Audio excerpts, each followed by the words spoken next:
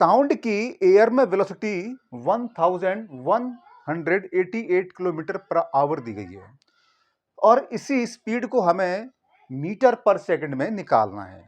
मतलब ध्यान रख लो कि हमें जो स्पीड है उसको चेंज नहीं करना है, केवल यूनिट बदलना है। तो यूनिट बदलोगे तो यूनिट से पहले नंबर आता है, जैसे कि इससे पहले ये आ रहा है, तो वो क्या आएगा वो निकालना है। तो ध्यान रख लो, ऐसे केस में स्पीड नहीं बदलेगी, केवल यूनिट बदलेगा, और जब यूनिट बदलेगा तो उसकी न्यूमेरिकल वैल्यू भी चेंज हो जाएगी। तो चलिए निकालते हैं, सॉल्यूशन में आते हैं। तो लेट द क्वांटिटी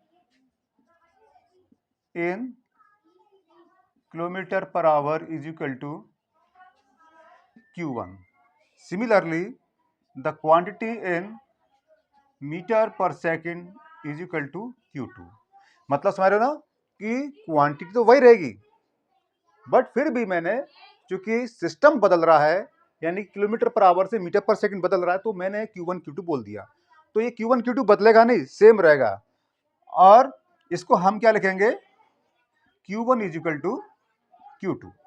तो एक बात यहां पर वो ध्यान रखना है, ये वेलोसिटी है, तो वेलोसिटी का हमें डायमेंशनल फॉर्मूला और पता होना चाहिए। तो देखिए, dimensional formula is equal to LT की पावर -1, ये रहेगा। इसी की हेल्प से हमें करना है। तो देखिए, जो क्वांटिटी Q होता है ना, इसको लिखने के लिए हमें दो चीजों की जरूरत पड़ती है, एक न्यूमेरिकल वैल्यू और दूसरा यूनिट। लेकिन यहां पर हम यूनिट यूज नहीं करेंगे, यहां पर हम डायमेंशनल फॉर्मूला यूज करेंगे। तो देखो ऐसे करके कि N1 इन ब्रैकेट, अब इसी को यूज करके कॉमन है, ठीक है। सो L1 T1 की power -1 is equal to N2 L2 T2 की पावर -1, ये है। तो देखिए यहां पर ये वाला जो मैंने Q1 लिखा है ना, मैंने वो किलोमीटर पर आवर के लिए लिखा हुआ है। तो यहां पर अब मुझे N2 निकालना है, ठीक है। N1 ये हो गया, और L1 T1 इनसे निकलेगा, और L2 T2 इनसे निकलेगा, जबकि N2 हमें फाइंड करना है। तो मुझे N2 पहले निकालना है। सो N1 इधर क्या आएगा, L1 T1 पावर -1 अपॉन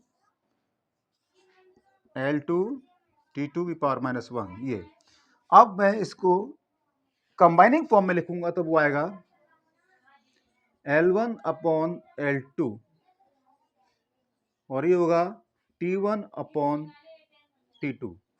अब देखो इन दोनों पे -1 आ रहा है, तो मैं इसको यहां लगा दूंगा।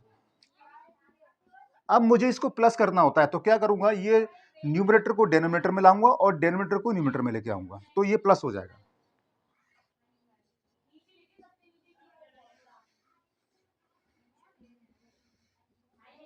ये हो जाएगा। तो अब ये 1 हो जाएगा प्लस का, तो प्लस का 1 दिखाते नहीं है, ठीक है, बस ऐसे ही काम चल जाएगा। अब मुझे इनकी वैल्यू रखनी है। तो देखो N2 इज इक्वल टू, देखो N1 तो तुम्हारा ये रहेगा 1188, और देखिए ये L1 और T1 ये इससे ही आएंगे। तो L1 डिस्टेंस के लिए यानी किलोमीटर, तो यहां लिखूंगा मैं 1 किलोमीटर, और जो L2 है वो इससे निकलेगा, यानी कि यहां मीटर दिया है तो लिखूंगा 1 मीटर। T2 है, T2 आया तुम्हारा इसके लिए, तो यहां लिखूंगा मैं 1 सेकेंड, और T1 है वो आया है इसके लिए, यानी कि 1 आवर। अब मुझे क्या करना होगा, इन दोनों यूनिट्स को सेम करना होगा, तभी ये कटेंगे। तो आपकी मर्जी है, चाहे इसको किलोमीटर में बनाओ दोनों को, चाहे मीटर में बनाओ, ऐसे ही चाहे दोनों को सेकंड में बनाओ, चाहे दोनों को आवर बनाओ। मुझे जो आसान लगता है मैं वो करूंगा। मेरे को जो बड़ी यूनिट है उसको छोटी यूनिट में बदलना आसान है। तो 1000 मीटर, और ये 1 मीटर, ये 1 सेकेंड, और ये क्या रहेगा 1 इंटू 60 इंटू 60 सेकेंड। ये सेकेंड से सेकेंड कैंसिल, मीटर से मीटर कैंसिल, डबल जीरो ये रहे, तो ये डबल जीरो कैंसिल। अब जो बचा है पहले उसको लिख लेते हैं, 1188 इंटू 10 अपॉन 36, इन दोनों का मल्टीप्लाई 6 का 36 आ गया।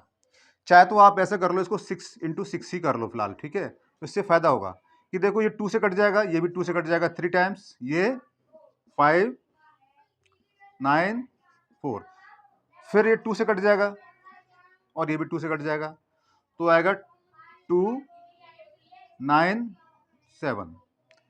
अब देखिए ये 9 हो गया, क्या 9 से कट जाएगा? तो पहले इनको ऐड करके देख लेते हैं। 2 और 9 11, 11 और 7 18, इसका मतलब है कि 18 में 9 का डिवाइड हो जाएगा, तो ये 9 से कट जाएगा, 3 से भी कट जाएगा, तो पहले 3 से काट लेते हैं। 3 9 27, तो यहाँ से ये आ गया, ठीक है। और इसे इसको काट दो तो 33, तो क्या आएगा आंसर हमारा 33 × 10, यानी कि n की वैल्यू क्या है 330। तो यहाँ पर n2 आ गया। यहाँ पर आप यूनिट नहीं लिखोगे क्योंकि ये प्योर नंबर है। हमारा एब्सेंट क्या था, ये था, यानी कि हमारे पास ये भी दिया था, ये भी दिया था, ये भी दिया था, ये एब्सेंट था, ये हमें निकालना था। सो फ्रेंड्स, डायमेंशनल फॉर्मूला के क्वेश्चन निकालना आसान तो होता है, लेकिन अगर फंडामेंटल क्लियर हो तो ये बहुत आसानी से सॉल्व हो जाते हैं, ठीक है। सो देखिए इसमें कुछ भी नहीं था, बस हमें चाहते तो आप डायरेक्टली भी ऐसे कर सकते हो, लेकिन मैंने पहले Q1 Q2 लिया जो कि सिस्टमेटिक तरीके से, क्योंकि मैं जो क्वेश्चन करता हूँ सॉल्व करता हूँ वो सिस्टमेटिक तरीके से करता हूँ, वो आता भी है, क्योंकि ये आपको समझ में आना चाहिए। चाहे आप कभी भी पढ़ोगे तो आपको क्लियर होना चाहिए, तो आप जब भी इसको पढ़ोगे समझोगे इस वीडियो को, तो आपको ये क्लियर हो जाएगा और इसकी हेल्प से और भी सारे क्वेश्चन क्लियर हो जाएंगे। चलिए फिर मिलते हैं अगले वीडियो में। Till then goodbye and keep learning.